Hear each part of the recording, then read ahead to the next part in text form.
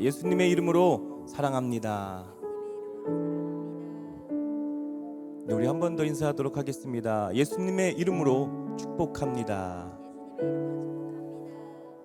네, 온 가족 새벽 예배에 오신 우리 성도 여러분을 주님의 이름으로 사랑하고 환영합니다. 또한 이 시간 온라인으로도 예배드리신 우리 성도 여러분도 주님의 이름으로 사랑하고 환영합니다. 이 시간 우리가 찬양으로 하나님께 영광을 올려드리겠습니다.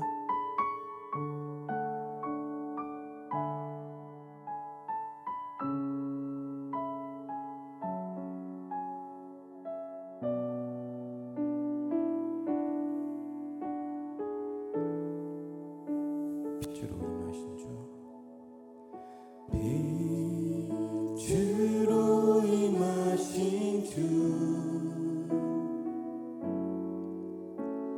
나의 어둠을 비추시네. 내 안에 연약함 모두 씻어주시고 나의 미 여기서 안으시네. 내 삶에 임하신 주, 내 삶에 임하신 주,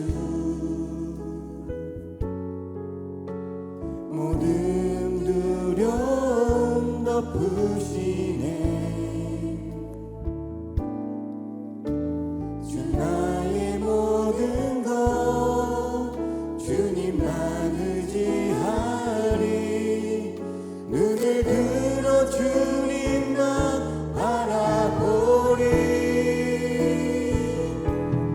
주님을 예배하는 것, 주님을 기뻐하는 것, 나의 맘과 뜻 다해 주님 더 알기 원하네.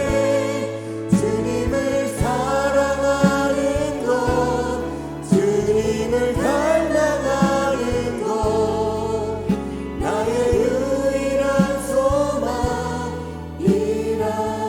빛으로 임하신 주, 빛으로 임하신 주, 나의 어둠을 비추시네. 내 안에 연약함 모두 씻어주시고 나를 귀히 여기사 안으시네.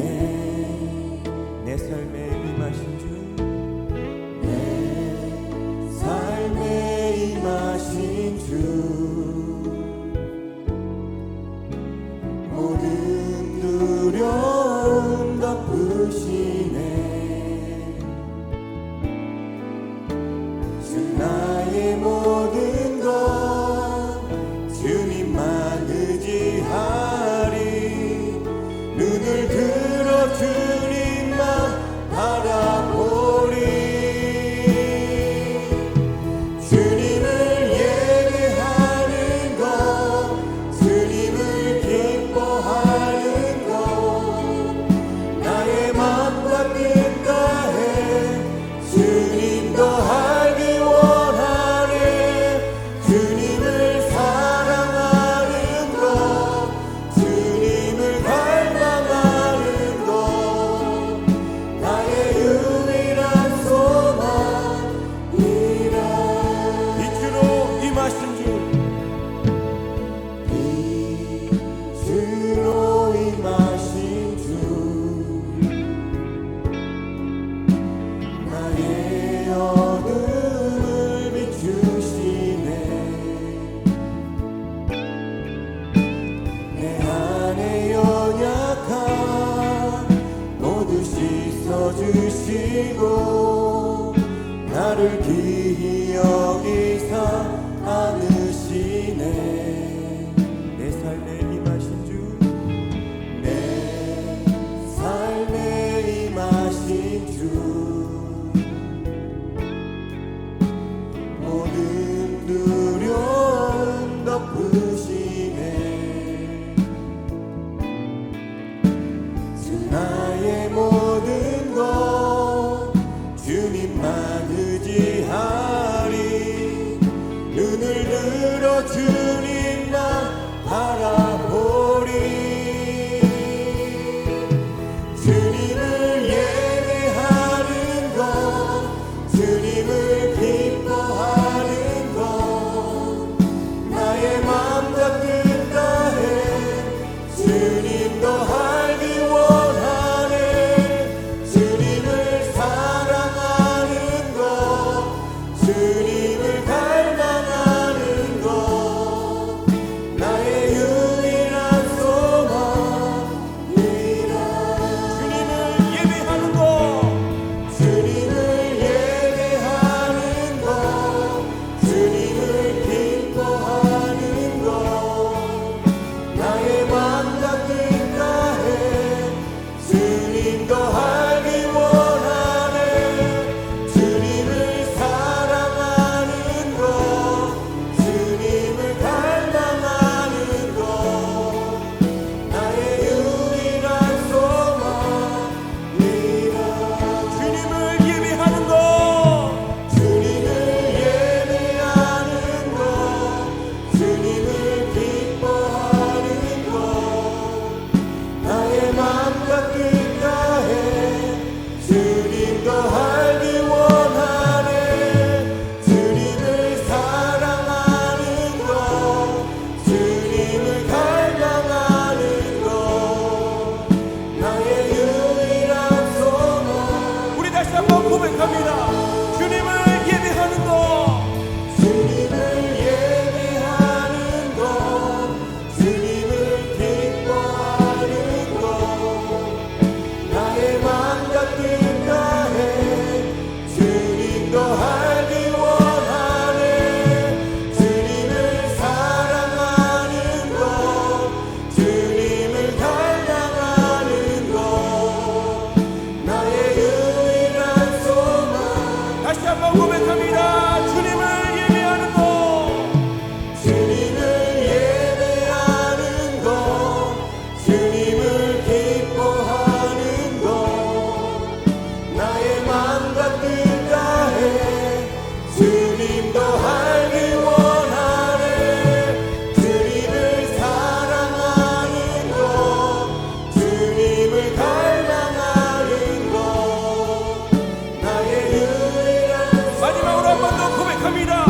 주님을 예배하는 것, 주님을 예배하는 것, 주님을 기뻐하는 것, 나의 맘과 뜻 다해 주님도 알기 원하네. 주님을 사랑하는 것, 주님을 갈망하는 것, 나의 유일한 소망이라. 우리 하나님께 영광의 박수 올려드리겠습니다. 더욱더 뜨겁게 박수면서 찬양하겠습니다.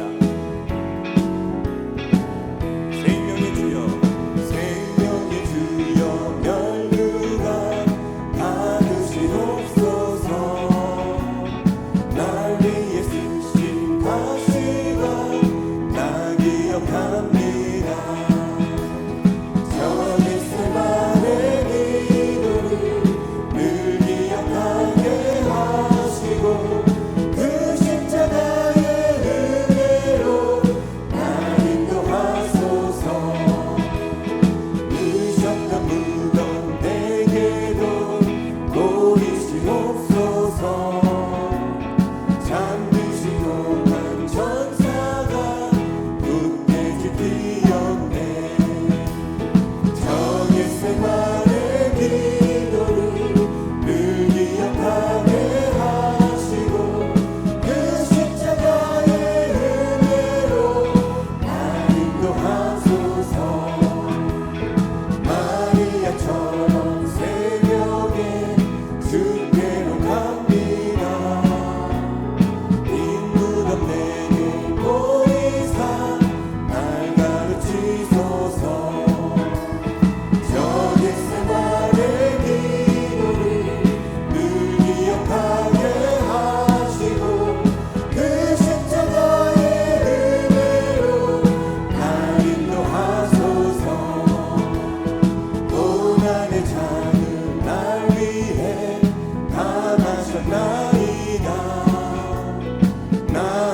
나의 십자가 감당케 하소서.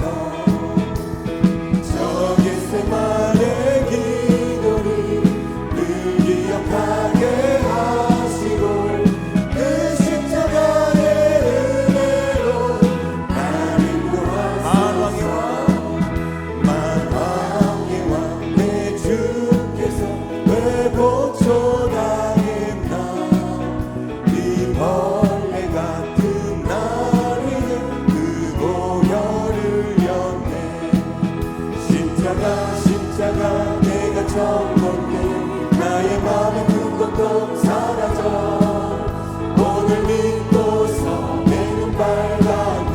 참 내 기쁨 영원하도다.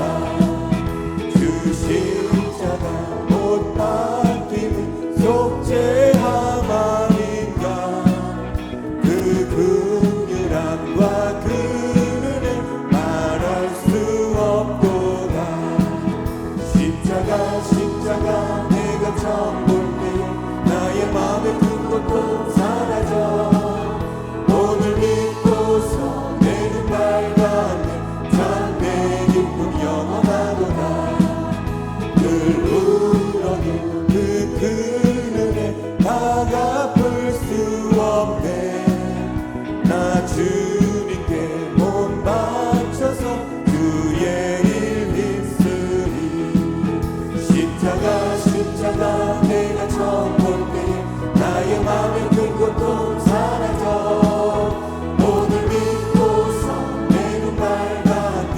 참 내 우리 1절 다시 찬양합니다. 만왕의 왕 만왕의 왕 내 주께서 왜 고초당했나.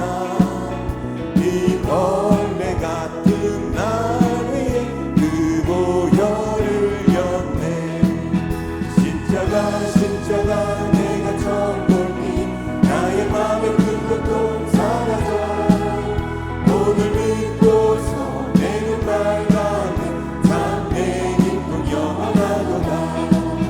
주 십자가 못 박히는 속죄함 아닌가. 그 긍휼함과 그 은혜 말할 수 없도다. 십자가 내가 처음 볼 때 나의 맘에 든 것도 사라져. 오늘 믿고서 내 눈 밝았네. 참 내 기쁨 늘 울어도 그 큰 은혜 다 갚을 수 없네. 나 주님께 몸 바쳐서 주의 일이. 십자가 내가 처음 볼 때 나의 맘에 든 것도 사라져. 오늘 믿고서 내 눈 밝았네. 참 내 십자가 내가 처음 볼 때 나의 맘에 든 것도 사라져. 오늘 믿고서 우리 마지막으로 한 번 더 고백합니다. 십자가 내가 처음 볼 때 나의 맘에 든 것도 사라져. 오늘 믿고서 내 눈 밝았네. 참 내 기쁨 영원하도다. 우리 하나님께 영광의 박수 올려드리겠습니다.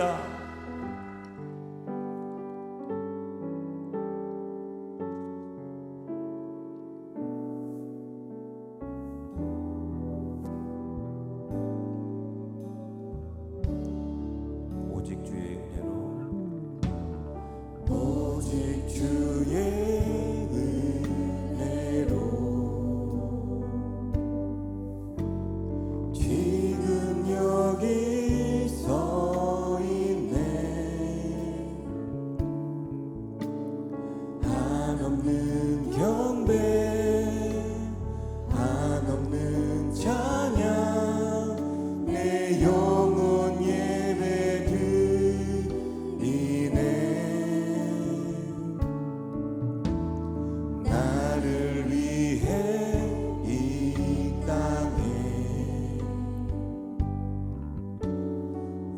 오신 주의 은혜 십자가 고통 이기신 주님 그 은혜 어찌 잊으리 주네 날 채우시네 주네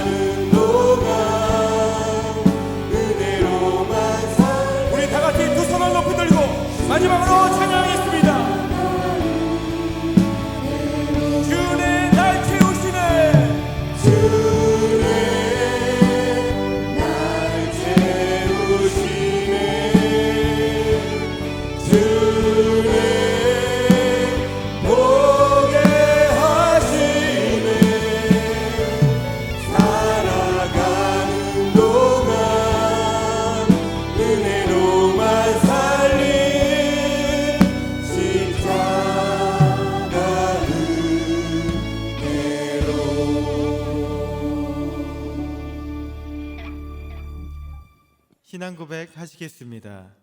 전능하사 천지를 만드신 하나님 아버지를 내가 믿사오며 그 외아들 우리 주 예수 그리스도를 믿사오니 이는 성령으로 잉태하사 동정녀 마리아에게 나시고 본디오 빌라도에게 고난을 받으사 십자가에 못 박혀 죽으시고 장사한 지 사흘 만에 죽은 자 가운데서 다시 살아나시며 하늘에 오르사 전능하신 하나님 우편에 앉아 계시다가 거기로부터 산자와 죽은 자를 심판하러 오시리라. 성령을 믿사오며 거룩한 공교회와 성도가 서로 교통하는 것과 죄를 사하여 주시는 것과 몸이 다시 사는 것과 영원히 사는 것을 믿사옵나이다. 아멘.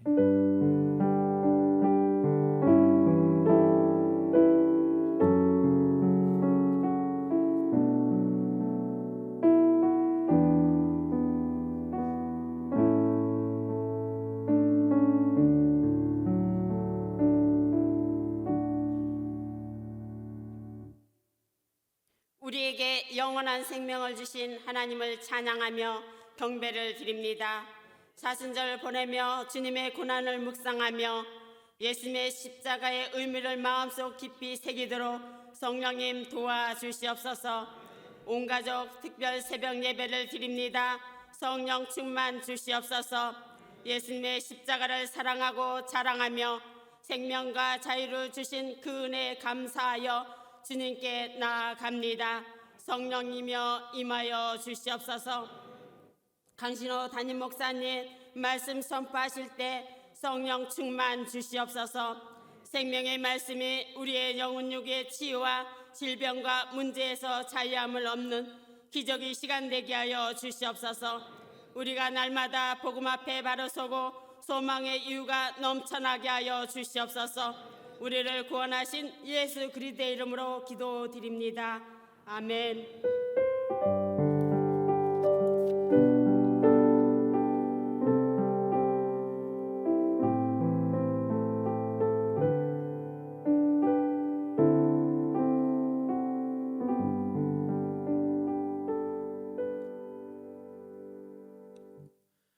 오늘 은혜 받으실 하나님의 말씀은 출애굽기 20장 17절 말씀입니다. 출애굽기 20장 17절 말씀을 다 같이 봉독하시겠습니다. 내 이웃의 집을 탐내지 말라. 내 이웃의 아내나 그의 남종이나 그의 여종이나 그의 소나 그의 낙이나 무릇 내 이웃의 소유를 탐내지 말라. 아멘.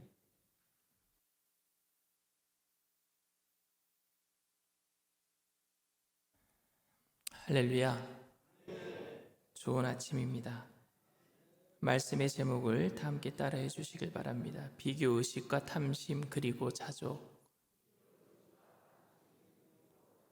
비교의식과 탐심 그리고 자족.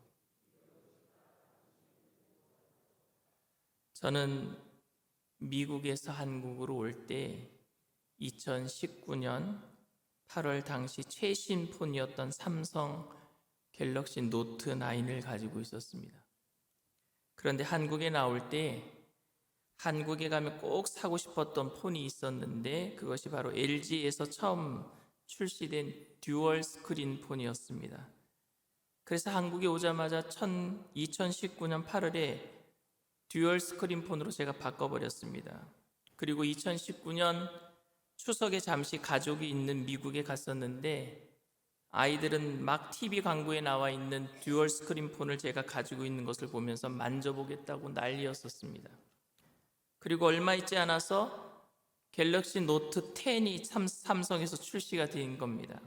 저는 당시 가족들이 미국에서 한국으로 들어오기 전이라서 여의도 초원 아파트에 혼자 살고 있었는데 월요일 쉬는 날이면 가끔 혼자서 여의도 공원을 가로질러서 IFC 몰에 가곤 했습니다. 그런데 그 몰에 가니까 갤럭시 노트 10 부스를 크게 마련해 놓고 막 시연 행사를 하고 있는 거예요. 그래서 LG 듀얼 스크린 폰을 산 지 얼마 되지 않았는데 노트 10으로 또 바꾸고 싶은 마음이 생기는 겁니다. 그래서 결국 제가 LG 그 듀얼 스크린 폰을 한 6개월 쓰지도 못하고 노트 10으로 또 바꾸고 말았습니다. 그리고 겨울에 가족을 만나러 다시 미국으로 가서 핸드폰을 바뀐 것을 본 사모에게 그 전에 폰은 너무 무거웠다라고, 지금 폰은 너무 가볍고 펜으로 필기할 수 있어서 너무 좋다라고 겨우 이해시켰던 기억이 있습니다. 그런데 그 이후에 또 애플 미니 12로 또 바꾸고요. 다시 또 삼성 Z 폴드 3로 또 바꾸고요. 그것도 무거워서 다시 지금은 애플 13 프로를 쓰고 있습니다. 그러니까 한국에 온 지 지금 4년째가 되는데 폰을 6개째 쓰고 있고, 아이패드는 제가 지금 2개째 쓰고 있고, 스마트워치는 4개째를 지금 쓰고 있습니다. 요즘 당근이라고 하는 중고도 제값 받고 팔아서 이렇게 팔 수 있는 그런 인터넷 사이트가 있어서 다행이지, 안 그랬으면 사모님에게 엄청 욕먹었을 것 같습니다. 저에게는 새 것, 더 좋은 것이 보이면은 사고 싶은 욕망이 있는 것 같아요. 기존의 폰에 있는 기능을 다 사용하지도 못하면서 또 새 폰이 나오면은 새 폰에 있는 모든 기능을 쓰고 싶어서 바꾸고 싶은 욕망이 저에게 있는 것 같습니다. 좋은 말로 얘기하면은요, 남들은 제가 이런 기계들을 잘 바꾸고 쓰는 것을 보고 목사님 정말 얼리 아답터 같아요, 이렇게 좋은 말로 얘기하는데요, 나쁜 말로 얘기하면 저는 대기업의 봉입니다. 요즘 대기업들은 항상 뭔가 새로운 것들을 추구하는 사람들의 소비 욕구를 충동해서 물건을 사도록 늘 새로운 디자인, 새로운 기술들을 개발합니다. 그래서 소비자들의 특징은 자신이 필요하지도 않는데 남들이 많이 가지고 있거나 새 제품이라고 한다면요, 사고 싶어하는 욕망, 그 욕구를 막 충동시키는 것 같습니다. 탐심은 다른 사람들이 가지고 있는 것을 옳지 않는 방법으로 가지려는 욕구라고 정의를 하고 있어요. 옳지 않는 욕구로 가지려고 하는 것을 탐심이라고 합니다. 저는 옳지 않은 방법으로 가지려고 한 것은 아니지만 남들과 비교해서 남들이 가지고 있는 것을 나도 가지고 싶어하는 마음이 있었기에 엄밀히 말하자면 그것도 탐심, 제가 가지고 있던 마음도 탐심이라고 저는 생각합니다. 비교해서 무엇인가 더 가지려고 한다면 그것은 욕심 아니겠습니까? 예를 들어서 제가 미국에서 목회했던 오마 순복음 교회는 제가 담임하기에 너무나 그 사이즈가 알맞은 교회였었습니다. 어른 성도가 한 80여 명 되었고요. 청년들이 한 10명이 좀 넘었고요. 그리고 교회학교 아이들이 한 20명 정도 출석하는 그런 교회였었습니다. 그러니까 매주일 90에서 한 100명이 나오고 알맞은 헌금으로 교회가 아름답게 운영이 되었었습니다. 그래서 저는 너무 우리 교회가 좋았어요. 그런데 제가 만약에 친구 목사 교회에 가서 부흥회를 인도했는데 그 교회는 우리 교회보다 더 크고 더 신식 건물이고 주차장도 크고 교인 수도 더 많고 대도시에 위치하고 있어서 가볼 만한 곳도 많아서 저희 교회와 제가 비교하면서 괜히 우리 교회가 작아 보인다거나 그렇게 어떤 비교 의식으로 더 큰 교회가 있는 그런 곳에 청빙되어서 가고 싶다라는 마음이 생겼다면 그것은 비교에서 오는 욕심입니다. 오늘 본문은요, 10계명의 마지막 10번째 계명을 얘기해 주고 있는데 여기에서는 탐심에 대해서 얘기를 하고 있습니다. 10번째 계명에 대해서. 오늘 출애굽기 20장 17절 말씀을 다 함께 다시 한번 보겠습니다. 내 이웃의 집을 탐내지 말라. 내 이웃의 아내나 그의 남종이나 그의 여종이나 그의 소나 그의 낙이나 물은 내 이웃의 소유를 탐내지 말라 그랬어요. 그런데 여러분, 내 이웃의 집을 탐내지 말라라고 하는 이 계명은요, 다른 계명과 중복되어 보입니다. 왜냐하면은요, 오늘 내 이웃의 아내를 탐하지 말라 그랬어요. 이 계명은요, 제7계명인 간음하지 말라라는 계명과 중복됩니다. 내 이웃의 아내를 탐하지 말라, 이건 뭐예요? 7계명인 간음하지 말라와 똑같은 계명이에요. 그리고 내 이웃의 소유를 탐내지 말라, 내 이웃의 물건을 탐내지 말라, 이거는 제8계명인 도둑질하지 말라라는 계명과 중복됩니다. 그렇죠? 비슷하잖아요. 아니요, 같아요. 내 이웃의 아내를 탐하는 것은 간음하는 것이고 내 이웃의 소유를 탐내는 것은 뭐예요? 도둑질하는 거 아닙니까? 근데 똑같은 계명 아닙니까? 근데 왜 이것을 10계명에 또 중복해서 이야기하고 있을까요? 어떤 차이가 있을까요, 여러분? 7계명과 8계명은 행동을 다루고 있고 10번째 계명은 마음을 다루고 있는 것이라고 해석하기도 합니다. 즉 간음은 직접적인 행동이고 이웃집의 아내를 탐하는 것은 마음의 문제라고 해석하는 것이죠. 또 도둑질하는 것은 직접적인 행동이고 이웃집의 소유를 탐하는 것은 마음의 문제라는 것입니다. 그런데 10계명에 담긴 하나님의 의도를 우리가 안다면요, 모든 계명에는 이미 마음의 문제를 다루고 있음을 우리는 알 수 있습니다. 간음하지 말라라는 계명 안에는 마음으로 음욕을 품는 자마다 이미 간음한 자라고 말씀하신 예수님의 그 마음의 문제가 들어있는 걸 우리는 알 수 있습니다.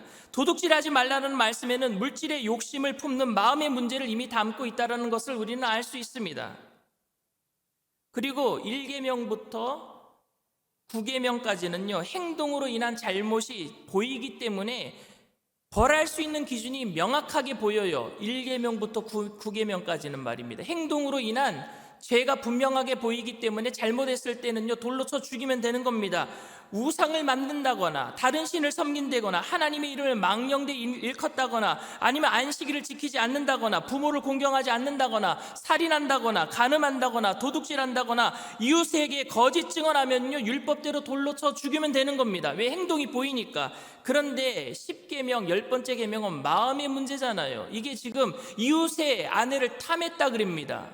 이웃의 물건을 탐냈다고 합니다. 근데 그 마음의 문제는 어떻게, 그 속을 들여다볼 수도 없는데 어떻게 돌로 쳐 죽일 수 있겠습니까? 1계명부터 9계명까지는 다 보인단 말입니다. 근데 10번째 계명은 보이는 문제가 아니었어요. 그거 어떻게 벌하시겠습니까, 여러분? 제가 욕심이 있어서 큰 교회 담임 목사로 가려고 하는 마음이 있다면은 그것을 어떻게 식별해서 여러분들 벌을 할 수가 있겠습니까?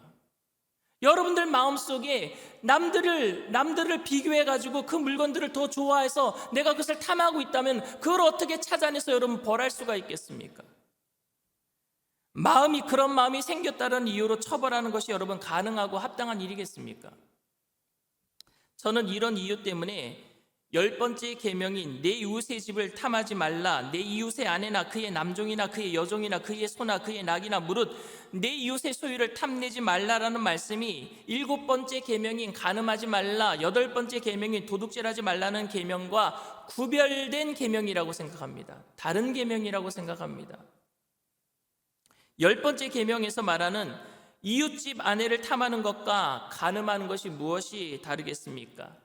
10번째 계명에서 이웃의 물건을 탐하는 것과 도둑질하는 것이 여러분 무엇이 다르겠습니까?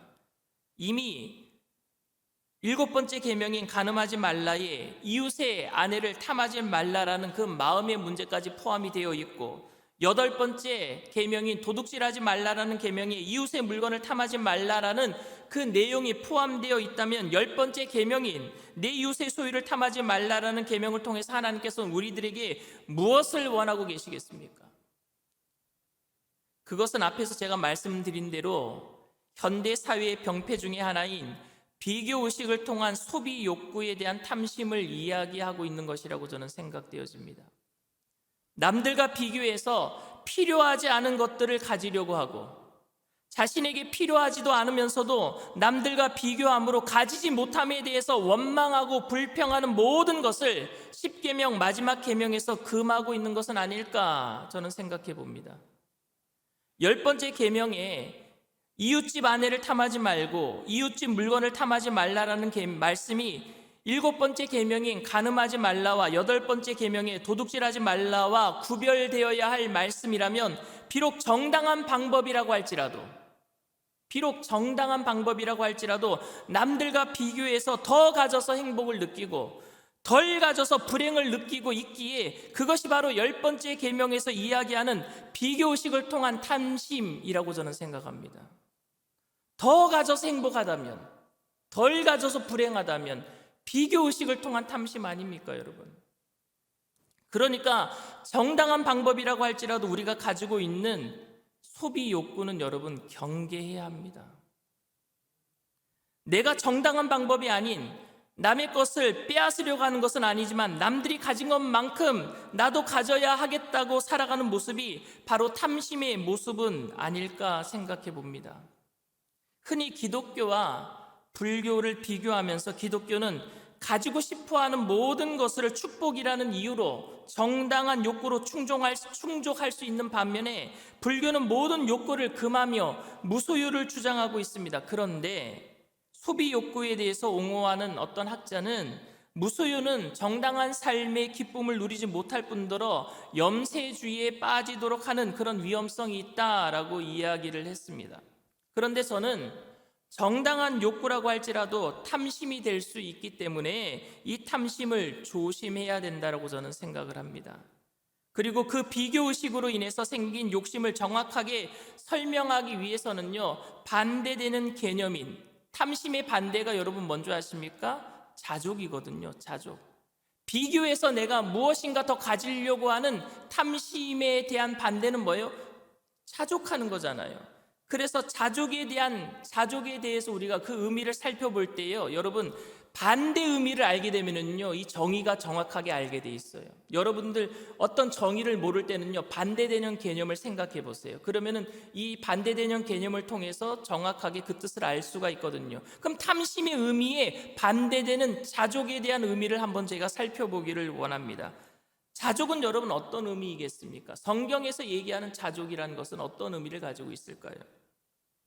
여러분들은 다른 사람과 비교하지 않고 현재의 삶에 만족하고 계십니까?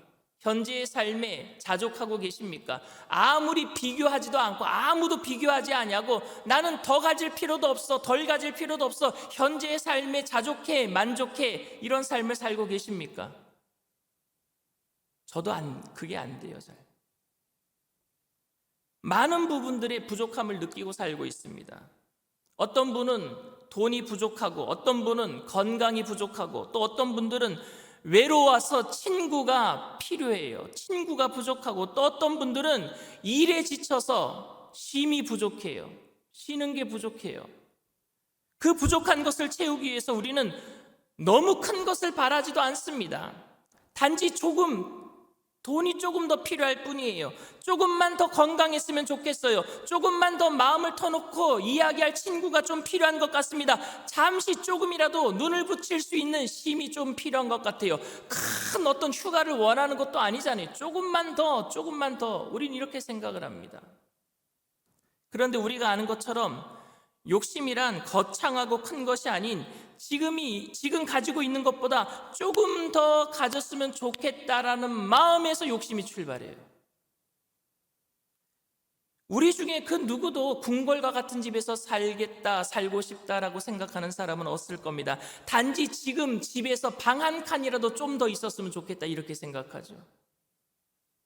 하지만 우리 마음이라는 것이 이제 되었다 싶으면 그것에 만족하는 것이 아니라 또 다른 만족함을 위해서 달려가고 있지는 않습니까?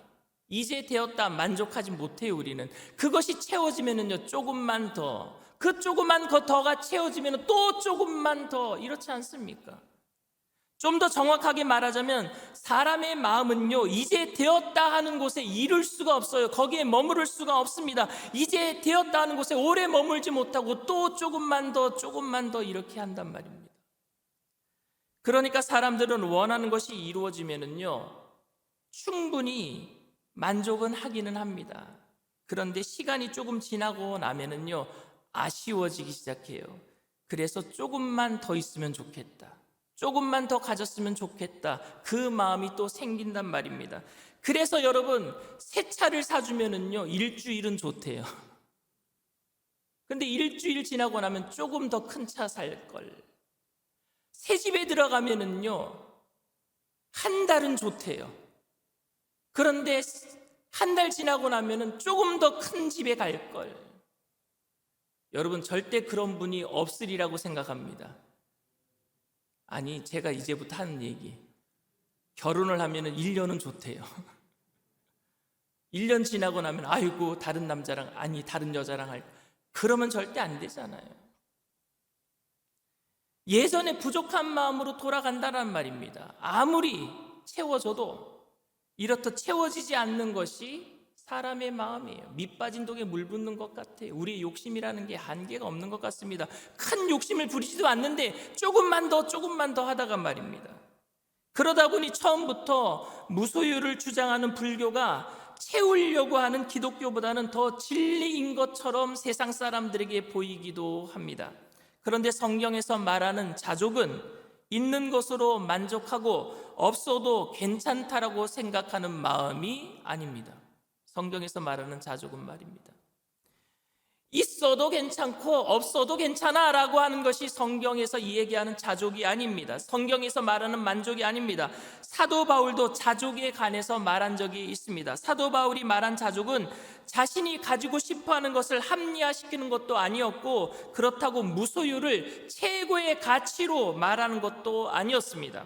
빌립보서 4장 11절에서 13절 말씀입니다. 내가 궁핍함으로 말하는 것이 아니니라. 어떠한 형편에든지 나는 자족하기를 배웠노니 나는 비천에 처할 줄도 알고 풍부에 처할 줄도 알아. 모든 일 곧 배부름과 배고픔과 풍부와 궁핍에도 처할 줄 아는 일체의 비결을 배웠노라. 내게 능력 주시는 자 안에서 내가 모든 것을 할 수 있느니라. 아멘. 저는 이 사도 바울의 자족을 많은 사람들이 오해하고 있다라고 생각합니다. 우리는 여기서 사도 바울이 배고픔과 비천에 처할 줄도 안다고 한 것을 자기 비움이라고 생각해요. 자기 내려놓음, 비움이라고 생각합니다. 만약 그렇게 사도 바울이 자기를 비우려고 했다면 나는 풍부와 배부름에 처할 줄도 안다라고 말하지 말았어야 돼요. 괜히 사람이 없어 보이잖아요. 있으면 있는 대로 살고 없으면 없는 대로 살 거야. 근데 있으면 더 좋을 것 같아 해서 한 말처럼 들려요, 이 말이. 괜히 그렇게 얘기해서 자기 비움에 관한 흠집을 낸 것 같아요. 그런데 여러분, 사도 바울은 자족을 내려놓음이라고 말한 게 아니었습니다. 사도 바울이 말한 자족은요, 내려놓음이 아니에요. 자기 비움이 아닙니다. 아무 욕심도 없는 무아의 상태, 그냥 무소유의 상태, 비움의 상태를 말하는 것이 아니라 현재 있는 상태에 충분히 만족해서 더 이상 발전도 없는 그런 태만의 상태를 얘기한 것도 아니에요. 그냥 괜찮아 그러니까 발전이 없잖아요. 그런 상태도 아니었단 말입니다. 그런 것을 사도 바울은 자족이라고 부르지 않았습니다. 사도 바울이 경험한 자족은요, 비움이 아니라 채움이었어요. 바울이 경험한 자족은요, 내려놓음이 아니라 높임이었어요. 바울은 자신은 지금 너무너무 부족하고 힘들지만 그리스도로 인해 만족하고 있다라고 얘기하고 있어요. 내게 능력 주시는 자 안에서, 그리스도 안에서 만족하고 있는 거예요. 바울이 가난 중에도 만족한 것은 그 가난이 좋아서가 아니라 그 가난 중에도 채워주시는 그리스도의 은혜 때문이었는 줄 믿습니다. 가난 중에도 채워주시는 하나님의 은혜 말입니다. 그 그리스도의 채움이 바울에게는 만족이었어요. 자족이었어요. 비천함이 아름다운 미덕이 아닙니다, 여러분. 못 사는 것이 아름다운 미덕이 아니에요. 그러나 못 살고 비천함 중에도 그리스도의 은혜가 있었기 때문에 만족했단 말입니다. 그러니 여러분들 당당하세요. 세상에 나가서 힘들고 지치고 조금이라도 다른 사람들에 비해서 없어도 여러분들 힘들어하지 마세요. 왜? 하나님의 은혜로 만족하게 될 줄 믿습니다.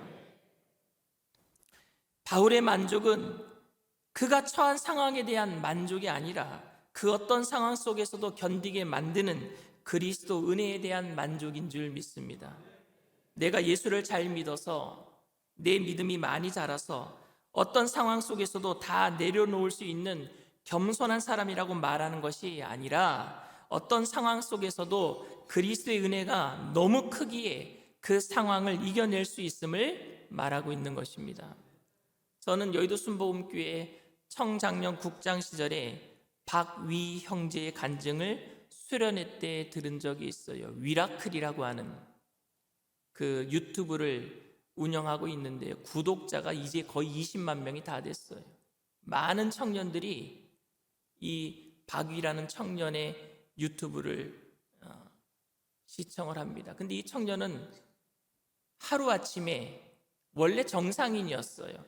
그런데 어떤 회사에 취직하고 그 회사에 취직한 것이 너무 기뻐서 친구들과 만나서 그날 근데 불의의 사고를 당하고 맙니다. 깨어났더니 병원에서 깨어났는데 온몸이 불수가 돼 있어요. 온몸이 다 망가져, 척추뼈가 다 나가버린 거예요. 걸을 수가 없어요.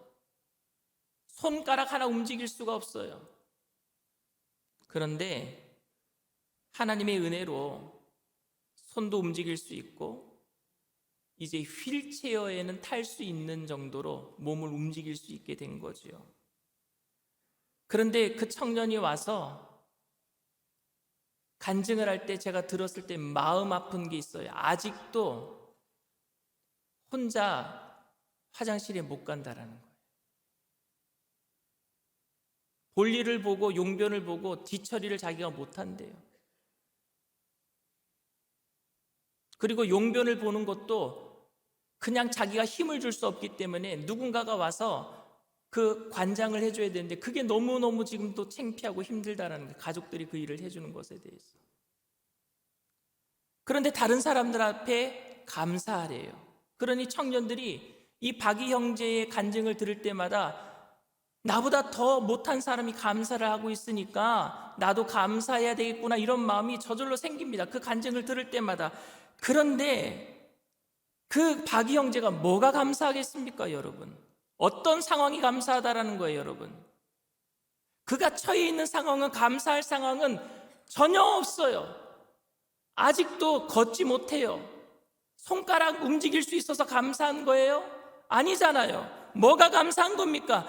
저는 그가 감사한 것이 뭔지 생각해 봤어요.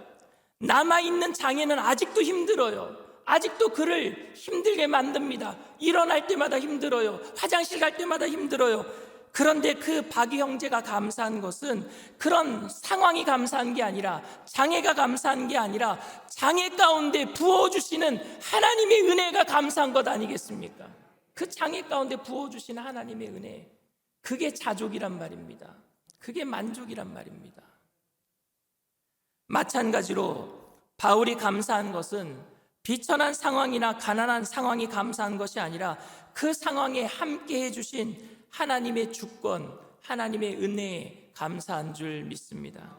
그렇기 때문에 여러분들이 가난함 속에서도, 비천함 속에서도, 병들어서 지쳐있는 속에서 필요한 것을 정당하게 얻기 위해서 노력하는 것, 기도하는 것, 여러분들이 복을 간구하는 것, 더 나은 삶을 위해서 노력하는 모든 것 다 괜찮아요. 그거 죄가 아닙니다. 상황은 감사가 아니잖아요. 왜냐하면 가난과 고난과 장애는 감사가 아니기 때문에 그렇습니다. 그 상황에서는 진짜 감사할 수 없어요. 그런데 우리가 가난, 고난, 장애가 있음에도 원망하거나 불평하지 않을 수 있습니다. 그것은, 그 이유는 예수님께서 우리와 함께 해주시기 때문인 줄 믿습니다. 그 은혜 때문에 감사하는 거예요. 은혜가 우리를 이기게 하실 줄 믿습니다. 어떠한 상황도 은혜 때문에 이겨내는 거예요.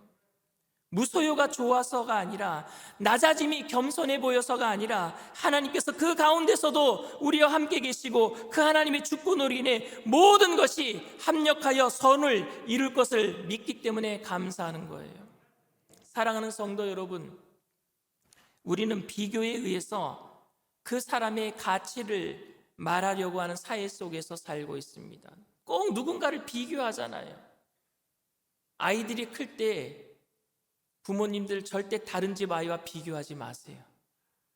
이 아이는 하나님이 그 아이대로 다른 세상의 어떤 누구와도 다르게 만든 아이예요. 그 아이만이 가지고 있는 장점이 있단 말입니다. 그러니까 다른 사람과 절대 비교하지 마세요. 작품은요, 다른 작품과 비교할 수 없어요. 걸작품이니까요. 그런데 그런 비교하면서, 다른 사람들 속에서 비교하면서 자신의 존재를 찾으려고 하는 세상에서 지금 우리들은 살고 있단 말입니다. 그럼에도 우리는 이 세상 속에서 비교하지 않고 주님만 바라봐야 될 줄 믿습니다. 믿음의 주 온전케 하시는 예수님만 바라봐야 돼요. 그것이 10계명의 마지막 계명인 내 이웃의 집을 탐내지 말라라는 진정한 의미입니다. 우리는 남들과 비교하지 않기 위해서 단순히 마음을 비우는 것이 아닙니다. 우리는 남들과 비교하지 않기 위해서 그리스도로 채워 넣는 거예요. 우리는 비교하지 않기 위해서 낮아지는 것이 아닙니다. 오히려 우리는 비교하지 않기 위해서 그리스도를 높여야 되는 것입니다. 성실히 열심을 다해 살아내시길 바랍니다. 성공해도 교만하지 말고 실패해도 낙심하지 마십시오. 오직 그리스도로 인해서 기쁨으로 충만하신 저와 여러분들 다 되시기를 주님의 이름으로 축원을 드립니다. 이 시간 우리가 통성으로 기도하기 전에 먼저 예배를 다 마치고 그리고 통성으로 기도할 때는 제가 먼저 찬양 한 장 하고 그리고 통성으로 기도할 때 우리 어린아이들은 이 앞에 올라오셔서 그래서 편한 자세로 앉으면 돼요. 그리고 부모님이 함께 올라와야 되는 아이들은 제가 밑에 내려가서 먼저 기도해 드리도록 하겠습니다. 이제 지금 사순절을 지내고 있는데요. 이 사순절 기간 동안에 하나님께서 우리 교회에 하나님의 은혜를 더 크게 부어주실 줄 믿습니다. 오늘은 또 특별히 오후 5시에 청년들이 이곳에서 찬양 집회를 엽니다. 어른 성도님들 중에 함께 찬양하고 은혜 받기를 원하신 분들은 오후 5시에 같이 함께 참석하셔서 은혜 받으시기를 부탁을 드립니다. 잠시 기도하고 예배를 먼저 마치도록 하겠습니다. 사랑과 은혜가 풍성하신 좋으신 하나님, 주님의 은혜를 감사합니다. 남들과 비교하지 않고 하나님 예수님으로 채워지는 귀한 우리의 삶을 통해서 주님을 높이는 일꾼들이 되게 하여 주시옵소서. 주님 한 분만으로 만족합니다. 어떠한 상황 속에서도 우리에게 은혜 주시는 주님 때문에 성공해도 교만하지 않고 실패도 낙심하지 않는 예수님 한 분만으로 만족하는 일산순복음 영선교회 모든 성도님들을 통해서 세상의 빛이 되게 하시고 소금 되게 하셔서 죽어가는 많은 영혼들을 건져내게 하여 주시옵소서. 오늘도 이 아침에 빈손으로 나오지 아니하고 주님 앞에 귀한 예물을 드린 믿음의 손길들 위에 하나님께서 은혜를 더하시고 복의 복을 더하여 주시옵시고 하늘의 신령한 복으로 땅의 기름진 복으로 눌러서 넘치도록 채워주셔서 모든 일들 위해 쓸 것들을 풍족하게 채워주시옵시고 또 하나님께서 모든 질병들을 다 묶어주셔서 주님을 위해서 살아가는 귀한 일꾼들 영혼이 잘되고 범사가 잘되며 강건하게 하여 주시옵소서. 지금은 우리 주 예수 그리스도의 무한하신 은혜와 아버지 하나님의 영원하신 사랑하심과 보혜사 성령님 내주교통 충만하시고 위로하시는 축복이 비교의식을 통한 탐심을 내어버리고 오직 주님 한 분만으로 만족하며 주님을 높이기로 결단하는 믿음의 백성들 개인, 가정, 사업, 직장, 자녀, 학업생활, 범사 전체 위에 지금으로부터 영원토록 함께 하실지어다. 아멘. 나의 주 나의 하나님이여 우리 찬양하겠습니다. 찬양할 때 우리 아이들은 이곳에 올라오시면 될 것 같아요. 나의 주 나의 하나님이여 주를 경배합니다. 주 사랑하는 나의 마음을 주께서 아시나이다. 나의 주 나의 하나님이여 나의 주 나의 하나님이여 주를 경배합니다. 주 사랑하는 나의 마음을 주께서 아시나이다.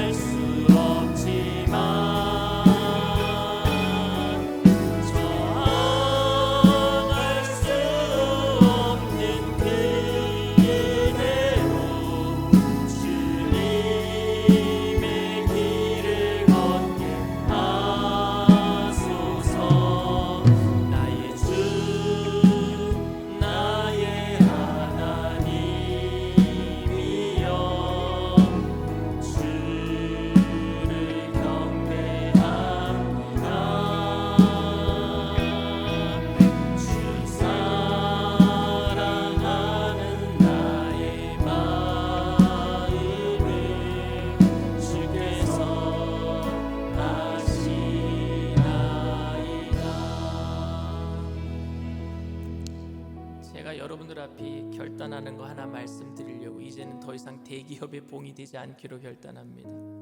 비교해서 뭔가 더 살려고 하는 것이 아니라 제가 사고 싶어 하는 것을 사지 말고 주님을 위해서 쓰려고 결단합니다.